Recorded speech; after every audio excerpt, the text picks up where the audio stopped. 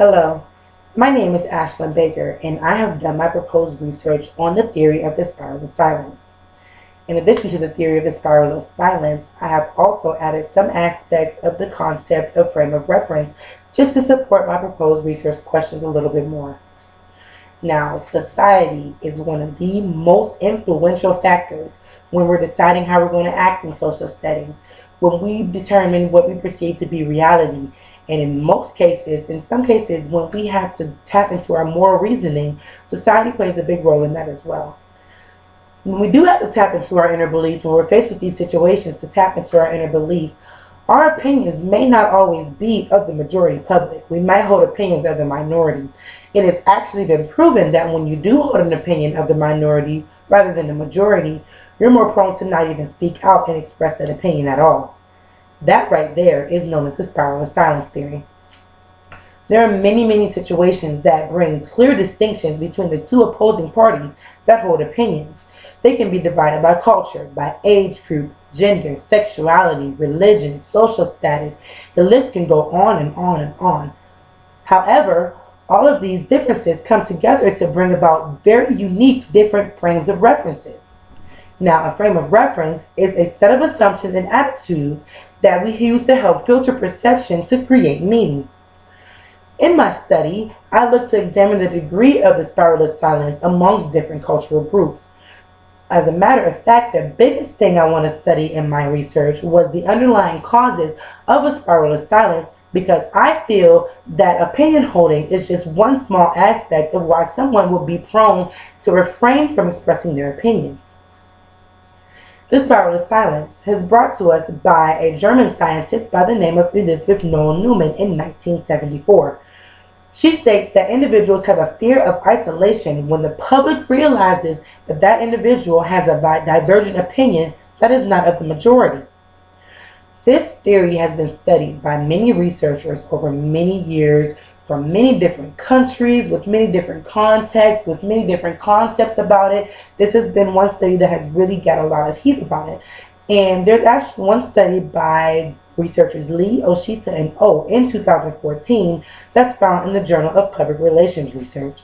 They say that when people perceive that their opinions are congruent with the majority, then they'll be more willing to speak out. However, when that individual finds out that their opinion is incongruent with the majority, they'll be more willing to refrain from expressing that opinion at all. I feel that differences among individuals in different cultural groups or societal groups bring about incongruence anyway. One of the most controversial groups that has been in society lately is the LGBTQ community. Societal norms kind of put them in a minority before there's any interaction or initial contact to start with.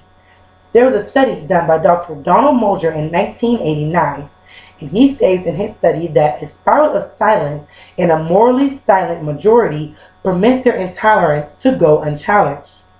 An even more important fact that he brings up, that's not even just for the LGBTQ community, but for all people, is that he says breaking a spiral of silence can cause dramatic change in public opinion. The majority, now recognizing that it's not the minority, will be more willing to speak up. There's also a lot of controversial and differences between men and women in society. There was a study done that kind of determined the public response to the Barack Obama election in 2008. The results of this study wound up finding that women's opinions and their expression of their democratic standings, political standings, and their feelings about the election were already placed into a minority group before the election even happened. Anything they said, therefore, was already overlooked and undermined. Now, to touch on the frame of reference, like I said before, it is a complex set of assumptions and attitudes that we use to filter perception to create meaning. This can include beliefs, schemas, preferences, values, culture, anything else that we can use to understand our bias between our judgment and our understanding of things. There was a study done by Anne Hewling in 2006 that looked at cross cultures in an online classroom virtual setting using computer-mediated communication. She has a lot of different unique aspects of culture within this study. She even notes culture as doing rather than just being. Now, the theory of spiral of silence relies solely on opinion holding for someone to refrain from speaking up and speaking their opinions. I believe there's more to it, which brought me to my 3 research questions. Question number 1 is, does being a part of a minority pose a greater risk of having a spiral of silence occur? If you're a part of a minority party before holding a minority opinion, does that have a greater chance of a spiral of silence to occur? My second question is, do people feel more prone to hold a majority opinion because they belong to the majority crowd? And my third question is, if one holds the majority opinion but belongs to the minority crowd, will there a spiral of silence occur then as well? So I sought to find out how the results of all of these studies could tie together to help back and support my research questions. My questions are really broad. So tying all of these different concepts, I try to get a lot of different research from a lot of different aspects and a lot of different places and a lot of different countries to try to tie this all together to try to touch on all the aspects of these broad questions. The nature of these studies were really done, a lot of them were done amongst college students, which was good because for sake of me measuring my variables, there were not really too many outlying variables that stuck out because everything was done within this clump of people. Actually, it says that the mean age of all the people, I tallied up all the people in my studies, and the mean age of them was 23.22 years of age. So from the results of my studies, I found that women are more likely to express themselves regardless of the situation, regardless of what's going on. I found it to be interesting because from my studies, the ratio of men to women was a lot higher. So that was something interesting to find within my studies. Also, there was a study done by Steven Krucher in 2014.